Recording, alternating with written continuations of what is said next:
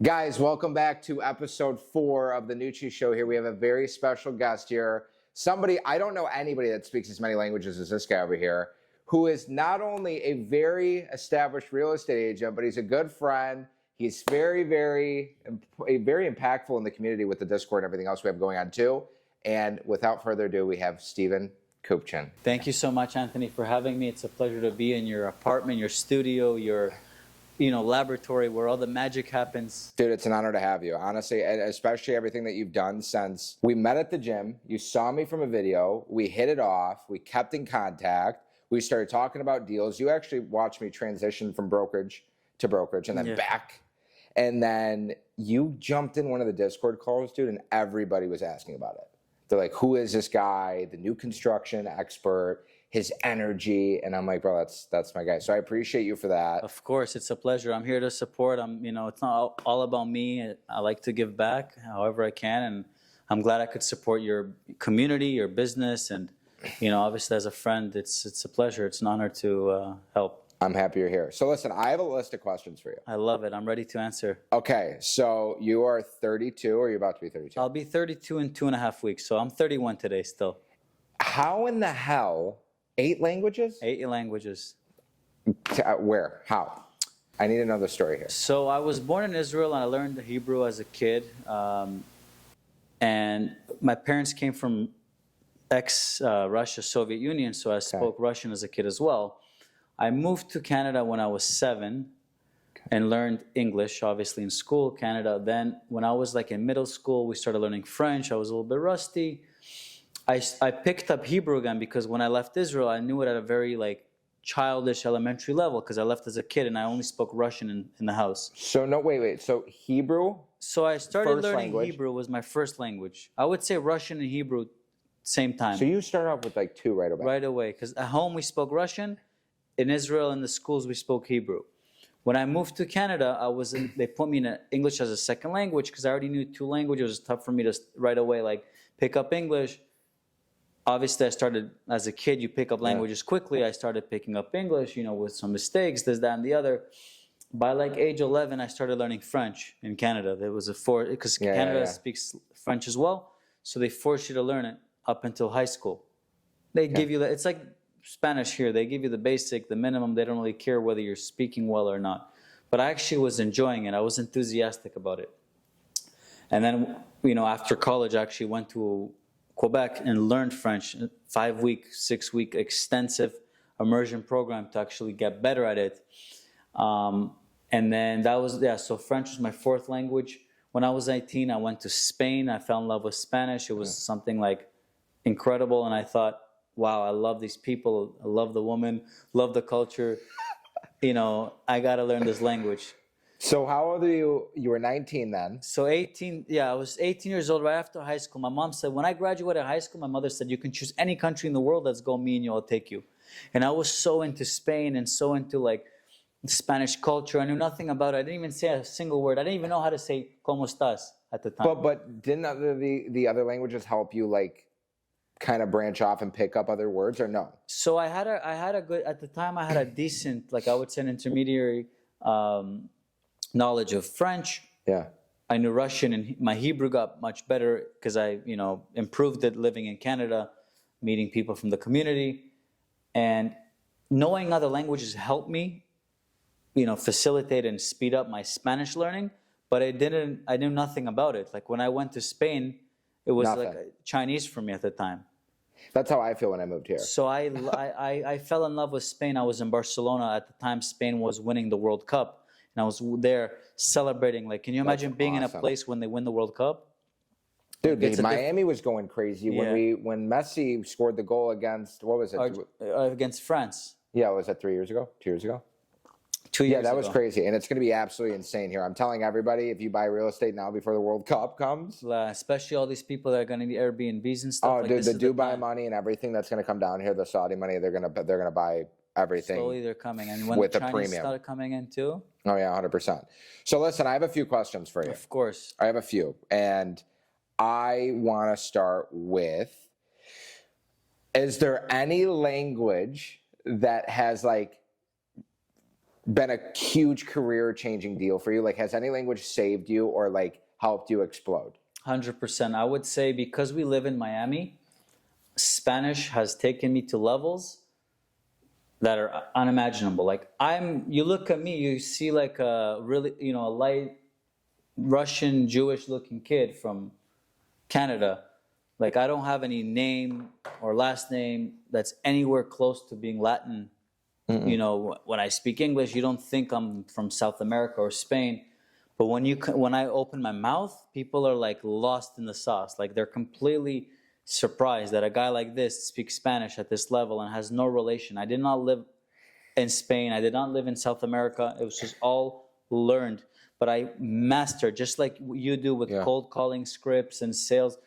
I mastered this language and I took this personality because I was so into the culture and into the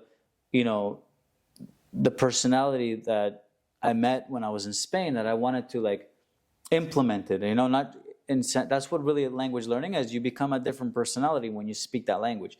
Like when I speak English and when I speak Spanish, I'm a different energy. Like I'm a different wavelength. Yeah, and you're like so cultured with everything as well. And when you change, it's completely when Italian, Portuguese, Arabic, like you got to change. You really have to feel different. So I don't know how you do that though. And allowed me to build rapport instantly. People's guard, like, and if someone, even if you know 5 words in someone's language, they'll go from "Why are you calling me?" to "Oh my God, you visited my grandma's village. I love you." Especially when it's not Spanish. Like if you're speaking Russian or Hebrew with somebody down here, like you get a pass. You get into the door. Listen, you're not always gonna seal the deal, but like if you can build a rapport, if you can figure out where someone's from based on their name, their accent, maybe throw in like, are you from Romania by any chance? Like throw in some and then that's building rapport is probably the easiest way to overcome objections and get past the gatekeeper. That's what I learned. Another thing too that I'm really like fascinated with on how you operate your real estate business is you're like not with the cold calling, which is fine. It's obviously worked for you. You're like the relationship building expert. What I like to call nesting, like you go to the specific spots, you go to the networking events, you're literally a Swiss Army knife because you can transition from English to Spanish, French, like everything. But was that like kind of already in your personality? Did you try cold calling? Did you have a sales pass before jumping into real estate? And like who taught you real estate? How did you get started? So I got my license in... So I'll start earlier. So in like August 2018, I was like 2 years living in Miami. I didn't know what I was doing. People are like, "Oh, why don't you get a real estate license? You're personable. I'm always out and about." At the time, didn't really have a lot of responsibility. So I took the Gold Coast course. I was done by like mid-September. I took the really quick one where it's... The week? Yeah. It's like 8 hours like every a day. day. I felt like I was in high school again. Yeah, I did the same thing. It was annoying. So I passed the course. It was easy. I went to do the state exam in like October, November. Unfortunately, I failed by 1 question. I got 74 out of 100. And you need 75 to pass. I thought it was 70. No, it was 74, 75. So I was off by 1 question. So you passed it the second time? The second time I passed. Dude, it took me 7 times to pass in Michigan. 7 times in Michigan and 3 times here. Yeah. Listen, I cheated and tried to get through everything I possibly could in high school. So I never developed like study skills, test taking skills. Like I was just like, I'm not going to do this. I don't do school. I don't want to do school. Yeah. I know I'm not going to be able to sit still. Like that was honestly a really big struggle for me getting into the entrepreneurial like sales business. I was like, dude, I can't sit down and do this. But like, I know I have something to give to the world and offer to the world. I just don't know. But you have to like figure it out. Yeah, of course. Now that I have the resources and the infrastructure and like the people and I have an assistant and all this stuff, it like allows me to be me and like create more content, do cool podcasts with great people, go on listing appointments and help my team and utilize my experience and my personality and whatever. And, but I think it's like a trial and error. Didn't you have going back to the pre-real estate, didn't you have a sales it passed before Yes, that? I did. So I was gonna get to it. So Yeah, sorry, I I interrupted. finally got my license, and I found a company by January 2019. But I was like not there yet. I was barely working. I was still selling things like at fitness shows and traveling, and I did a few rentals that gave me some extra money in the pocket. I utilized to help some friends, utilized the license. Come October or September, October 2019, my friend Michael, who flew from New York, he opened a Okay. sales company, Yeah. door-to-door sales company. I was his first agent and his friend. We became really good friends and we worked together. We were selling alarm systems door to door, and I was like, I went from 0 to 100 really quickly, just because of the languages and everything I'm like utilizing now in my real estate. You developed all that from there. Yeah, he taught me how to sell, overcome objections, how to pitch, how to all the smooth transitions, how to be assertive, how to Yeah. be enthusiastic, all that stuff. I wasn't really like, I had the skills in my subconscious, but they weren't activated. So I really from October 2019 to like April 2020, when COVID was really like the peak of COVID. Yeah, you got it right before too. Yeah, so I was working in that business, door to doors, getting rejections, doors slammed in my face. COVID came, they shut us down. We started in the call center. By like July, August, we realized that the lead generating was eating 50% of our commission because the business was built on door knocking. But the CDC said you could not legally go and knock on doors because of Corona. Oh yeah, that's right. I remember you. So I telling me. had no job. The call center wasn't making me money, and I was at the time just getting entrepreneurial, just getting salesy, just learning how to save money. Yeah. And it was going quickly. I had a small endeavor in languages, so I wanted to be a language coach. I started a company called Fluent for Success. Maybe I gave up too early, too soon. I did write a book. I'm an author of an English book and a Spanish book of how to learn languages in 6 months. Yeah, a lot of this I knew, but not the last two things. So, okay, sorry, continue. So I wrote a book. It went on Amazon. Things went well. I wanted to start this coaching business of how to teach busy entrepreneurs how to learn languages. And I just maybe wasn't confident enough that I was going to succeed, and I didn't have the right guidance. So at the time when I was like, do I quit? Do I not quit? My mom calls me and she's like, hey, I have a friend who has a condo in Hallandale Beach. Do you still have your license active? I didn't do a single sale at the time. This was October 2020. And how did you feel when you got that call? It was a $150,000 apartment. It was the easiest $4,500 I've ever made in my life. Before, every commission I had was from 200 to 500, 600 tops. And I had to repeat those daily, grinding, knocking on doors just to make a few $100 to finish the month with no more than like 10, 12K. That was the most I've ever made in my life. To make 4,500 from one showing. I listed it, didn't know what I was doing, didn't even know how to do a CMA, didn't know how to price it. Listed it at 165. The seller lived in Canada, was going through a divorce, trusted me at that price. Didn't even know how to negotiate. Lady came, first offer 150, told the seller, sign, let's take it, it's a good offer. I didn't even know if it was a good offer. 35 days later, 40 days later, I got a $4,500 check. That was for me the biggest thing I've ever done in one time. And I was like, 150. What year is that? That was October, November 2020. For the So next now 2 you months, got a little taste. one little taste. I think I did one more rental before the end of 2020. I was really like studying, and I regret not going into, because I did study like Kevin Ward and all these guys that were teaching cold calling, like Mike Ferry, like in 2020. So I studied their scripts, but I wasn't consistent because I just came from the door to door and the cold calling for alarm systems. But that probably helped break down like your fear of like getting rejected and Yes. stuff like that, which I think definitely helps.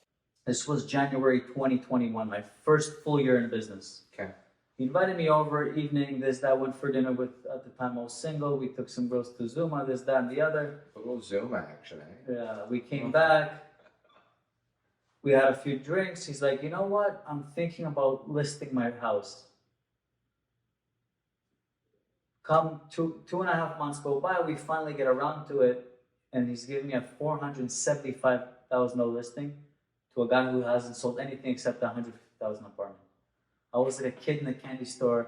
I got so clouded by the commission breath and Yeah. to get the listing and to feel important, that I completely did not know how to negotiate my value to a friend. So, long story short, I ended up taking the listing for 1.5 points, giving the buyer's agent 2.5 instead of me taking 2 and her taking 2. I didn't know how to do any of that. I was walking on eggshells trying to make it happen. Thank God that the COVID brought all the business and everyone was buying houses like hotcakes. That I got a close to full price offer.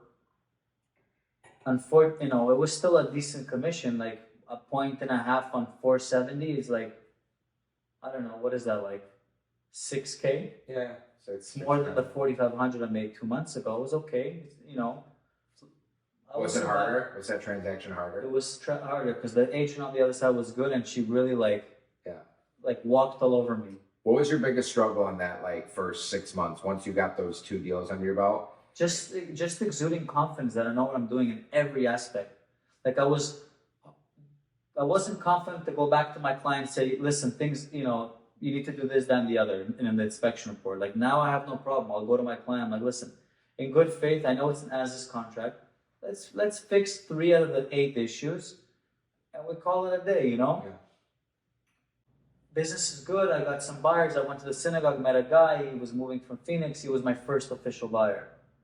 3 weeks later, I was in Chicken Kitchen in Miami Beach. Met this Cuban guy in sandals. Tells me he flips homes.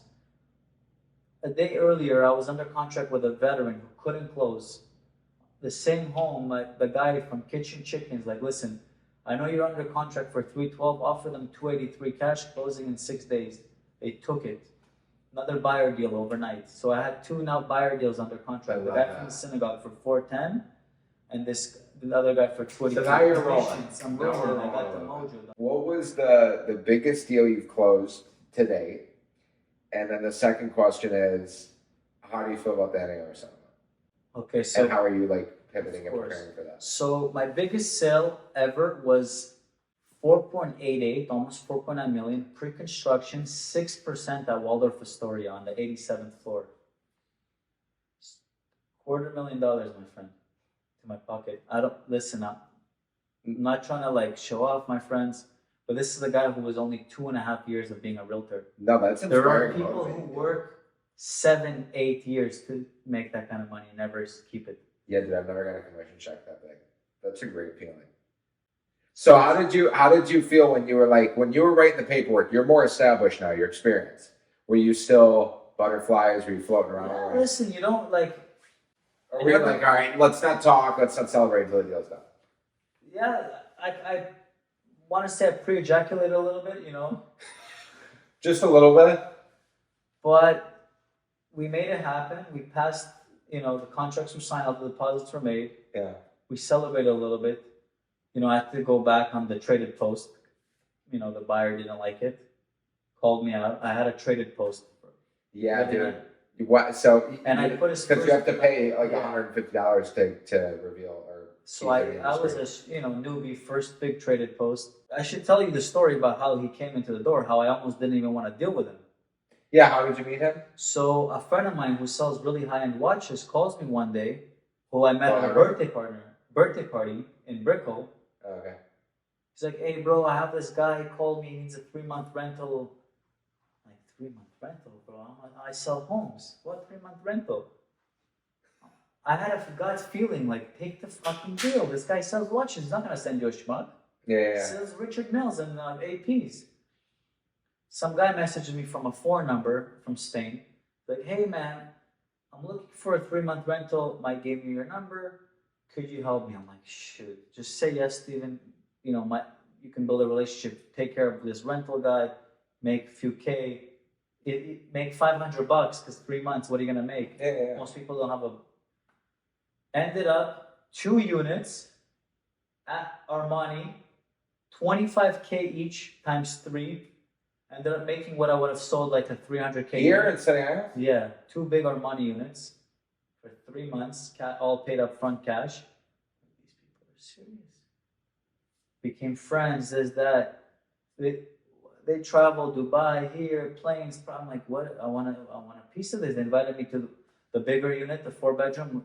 We went to buy tomahawks. They bought everything. We bought tomahawks up cooking on the balcony in Armani, overlooking the blue water. That's awesome, dude. Those are the best clients in the world. All these investors coming in and out from all over South America, Spain. That I'm like a kid in a candy store. You know, I just made like 8 or 9K just on 2 or 3 month rentals.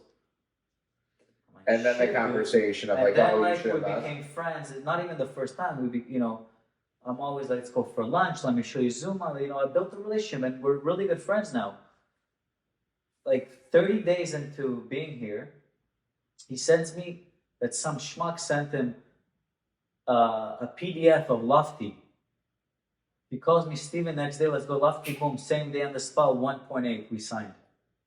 I'm like, what the hell? I just got a 6% commission from doing nothing. So you sold, and then you sold him. And then like 25 days later, older. Yeah, dude, I don't know if I would have taken a 3-month rental thing. I get that all the time, and I have like a lot of like sports agents and their managers that hit me up for that, and I do it for free sometimes just because I want to build a relationship for when the big opportunity comes.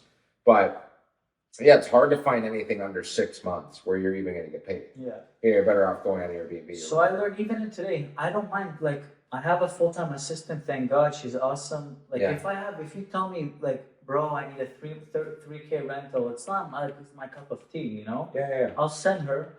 He has a rich aunt who lives in, you know, Beverly Hills, Yeah. twice removed, who just got divorced and has 60 million. He'll call me, man. He doesn't need to call Miss Venetian over there. I'm trying to get her on the pod, actually. I'm going to get her. Of course, man. I'm going to get her. I texted her the other day, and she's like, we'll think about it. Enjoy your Sunday, homie. But I'm going to just, listen, I'm going to sell it the way the girl. I'll bring you caviar. No, I'm going to say caviar. We'll get Mike from Legendary to record it. I'll pay for it. It'll be at one of your listings. I'll come to you. This will be a podcast that puts me on the map. And when I explode and you see my growth, you can know that you contributed to, you know, have a part in it, you know, hit emotional, because it's true. There's a lot of great agents. And I think that, you know, the 80-20 rule has a big play here. 100%, dude.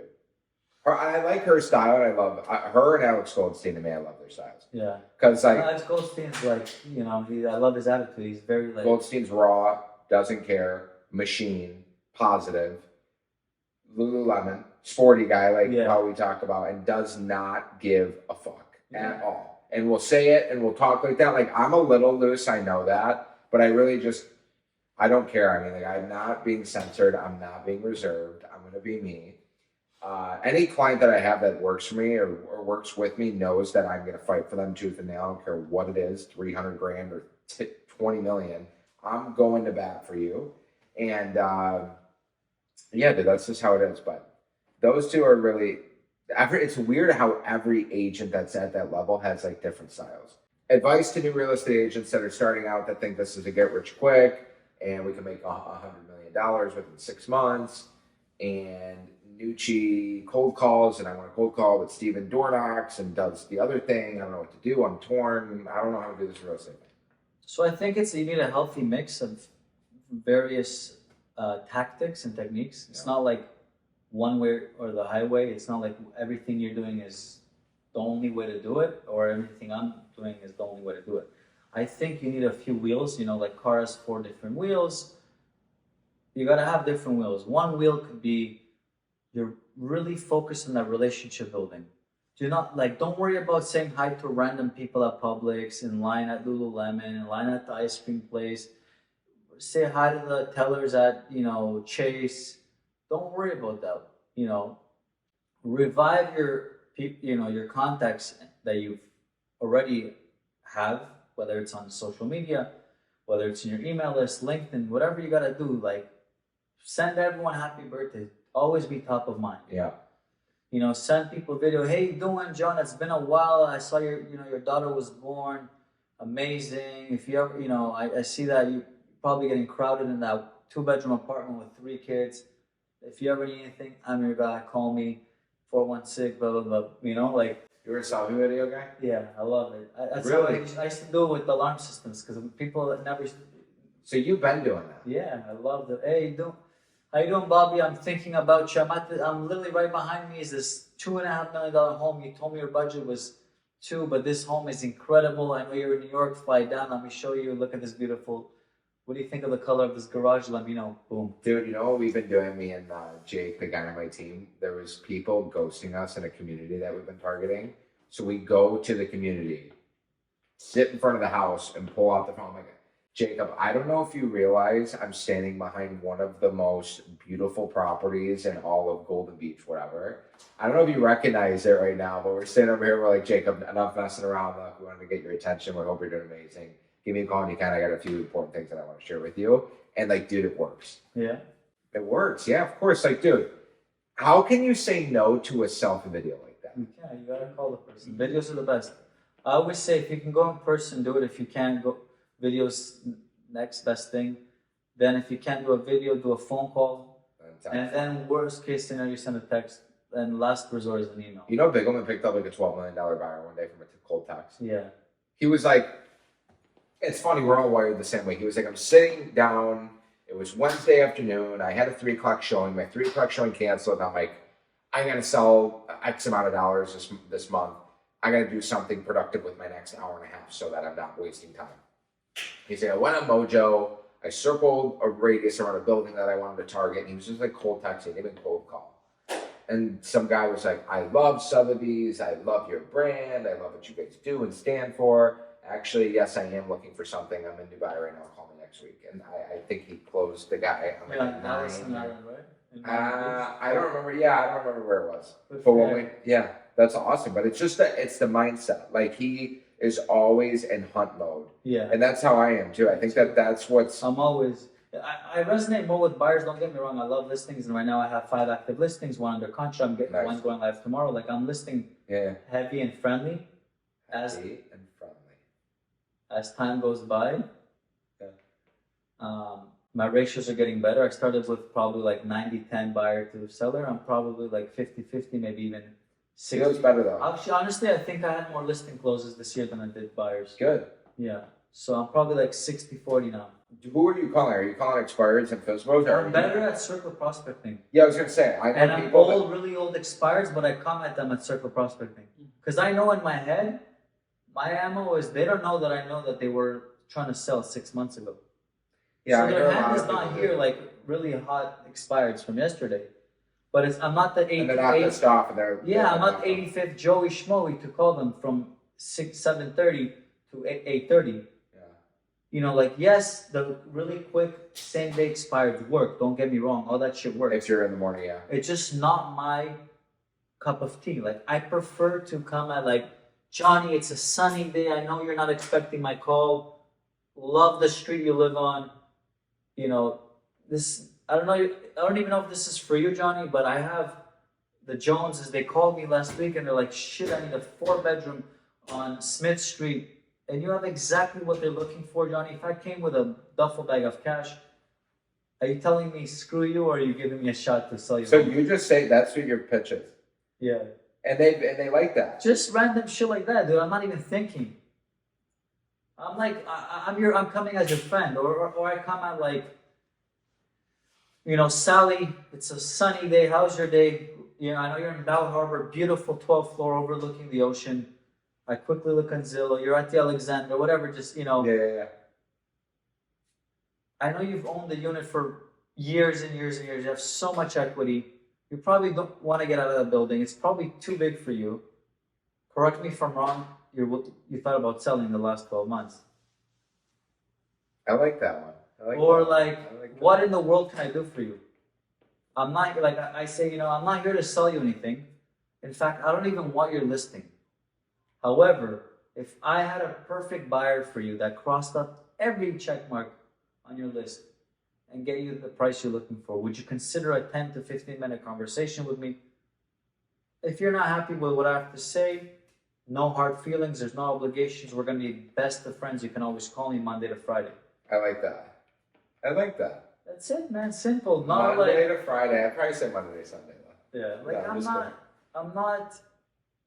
The expires, you gotta be more structured. overcome more objections, like strict objections. FISBOs are like also, Yeah. unless they've been on the market for 200 days, they're like, oh, let me try it, but this, my grandmother's a realtor, my cousin's a realtor, I don't want to pay this, I don't want to pay that. Now, because of the NAR settlement, maybe we can be a little more smooth and say, listen, you were never obligated to pay 2 commissions, ever. In the last 100 years, everything was negotiable. You were when you bought this home, sir, you were very lucky not to pay a commission. So, it's okay to compensate people for working hard. You may not want to work with a listing agent because you only want to compensate a buyer's agent.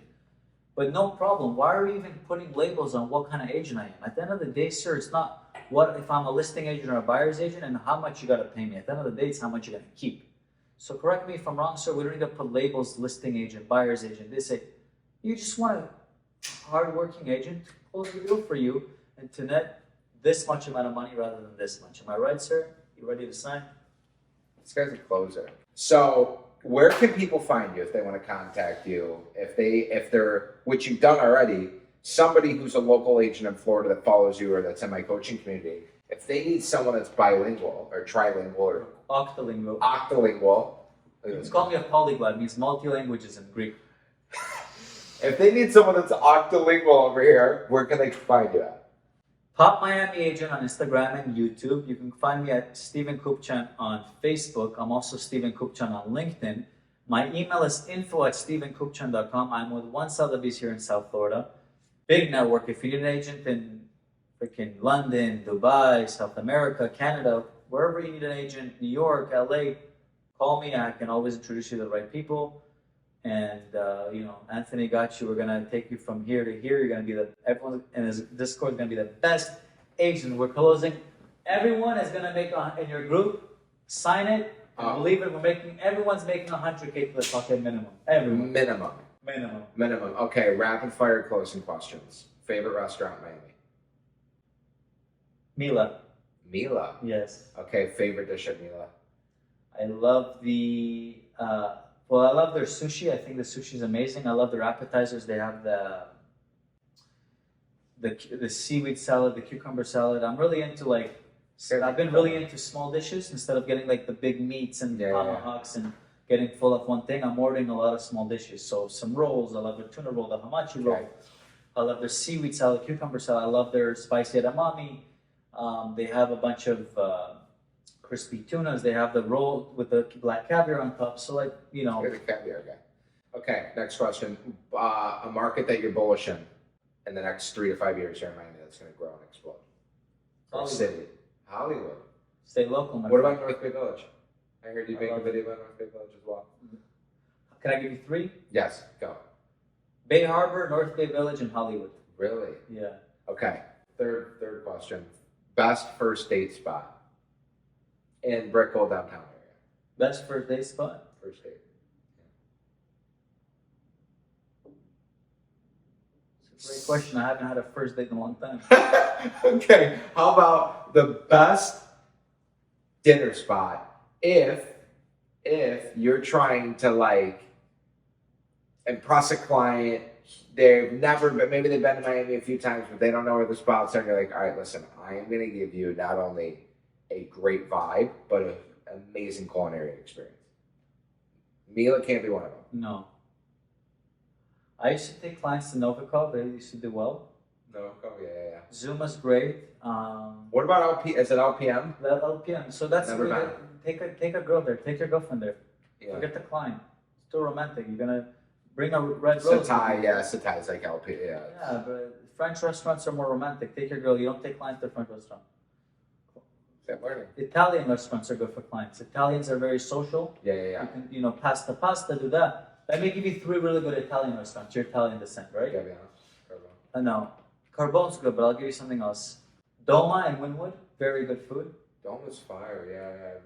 Macchialena and South Beach, you're going to feel like you're in a small town in Italy with the food fair in and out. Right, and if you want pasta in Midtown without overly expensive but really good food, good service, pasta e basta.